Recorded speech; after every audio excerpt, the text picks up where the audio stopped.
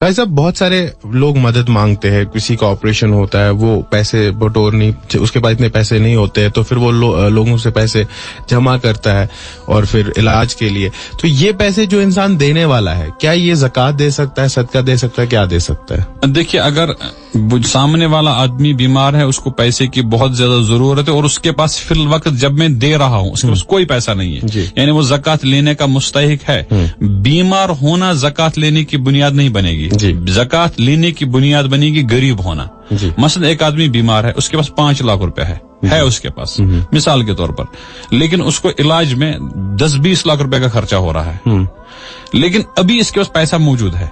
अब मैं इसकी मदद करना चाहता हूं, तो चूंकि ये मालदार खुद है तो मैं ज़कात नहीं दे सकता हूं, लेकिन मुझे इसी को देना है, तो हम उसकी तरतीब बना सकते हैं कि आप ये पैसा खर्च करो जो अभी है आपके पास। जब आपकी सतह गरीबी में आ जाएगी तो मैं अपनी ज़कात आपको अदा करूंगा, ताकि मेरी ज़कात भी अदा हो जाएगी। इसमें हम बहुत सारी कोताहियों के शिकार हो जाते हैं कि एक आदमी के पास माल है, यकीन है उसको, मसलन एक गरीब आदमी है, उसने इरादा किया कि मैं मकान बनाऊंगा और मुझे 100% यकीन है ये मकान नहीं बना पाएगा, लेकिन पैसा उसके पास अभी है मौजूद, चाहे करेंसी है चाहे सोना है, जो निसाब को पहुंचता है। मुझे इसकी मदद करने, मैं इसको कहूंगा तुम फिलहाल ये इस्तेमाल करो, और उसके बाद जब तुम्हें नीड बढ़ेगी, जब इस्तेमाल कर लिया उसने वो 1-2 लाख रुपए इस्तेमाल, अब उसके पास कुछ नहीं रहा, अब मैं उसको मदद करूंगा। अब जब मैंने मदद की तो उसकी मदद भी होगी और मेरी ज़कात भी अदा होगी। तो कैसा, अब जो ये बीमार है इसके पास 1 या 2 कमरे हैं, ये उसमें रहता है, बिल्कुल, तो क्या ऐसा तो नहीं है कि कहीं इसको पहले वो 2 कमरे भी बेचने और उसके बाद उसकी बुनियादी जरूरत है, मसलन रहने के लिए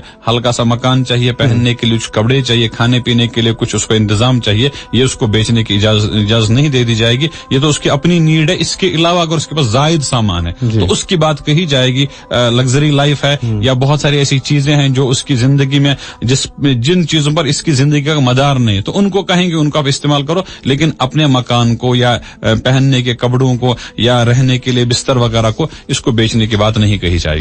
अगर अब देखेंगे आप, आजकल सोशल मीडिया पे बहुत सारे मैसेजेस आते हैं और बहुत सारे लोग इसका शिकार हो जाते हैं। सोशल मीडिया पे लोगों को बहुत ज्यादा आजकल केयरफुल रहना पड़ता है, किसी लिंक पे ऐसे क्लिक ना करे ताकि वो हैक हो जाए, या बहुत सारे ऐसे आजकल ऑनलाइन ये है, बट हाँ, फ्रॉड होते हैं। अब क्या होता है कि आजकल बहुत सारे ऐसे लोग भी है जो कस्में दे देकर बोलते, आप इसको फॉरवर्ड नहीं करोगे, आप ये हो जाओगे, वो हो जाओगे, इस पे क्लिक करो, ये करो, वो करो। मेरे को तो पता है ये गलत है, बट आप, मैं चाहूंगा आप भी सही बात है। इसमें ये होता है कभी कभी कोई बात उनने मशहूर कर दी और उसका उन्वान रखा, ये क्या नाम इसका, कि अगर आप इसको फॉरवर्ड करोगे 10 लोगों को तो आपको 10 घंटे के बाद ये मिलेगा। ये सब फजूलियात है, इस्लाम का इसके साथ कोई ताल्लुक नहीं है। और कभी कभी दीन की बात भी कभी कभी बता दी जाती है और उसको फॉरवर्ड करो। देखो, इस्लाम ने दीन की बात फॉरवर्ड करने की बात तो कही है, लेकिन उस पर कोई वादा नहीं किया कि आपको ये 10 करोड़ रुपए मिलेंगे, आपको फला आदमी से शादी हो जाएगी। इस किस्म का वादा इस्लाम ने कभी नहीं किया है। और जब भी कोई बात आप आगे बढ़ाएंगे, फॉरवर्ड करेंगे, सबसे पहले उसको देखना चाहिए क्या ये सही भी है या गलत है। अगर ये सही नहीं और मेरे अंदर सलाहियत नहीं है सही और खराब परखने की, तो मुझे किसी पोस्ट को आगे फॉरवर्ड नहीं करना चाहिए। तो काजी साहब, जो आपने कहा कि इस्लामिक पोस्ट वगैरह होते हैं, अक्सर लोग उस चीज को लेके थोड़े बहुत जज्बाती होते हैं, तो वो उसको फॉरवर्ड कर देते हैं। जरूरी तो नहीं है आप नहीं फॉरवर्ड करें, जब तक आपको उसके 100% सही होने का यकीन नहीं है तब तक उसको फॉरवर्ड नहीं कर सकते हैं।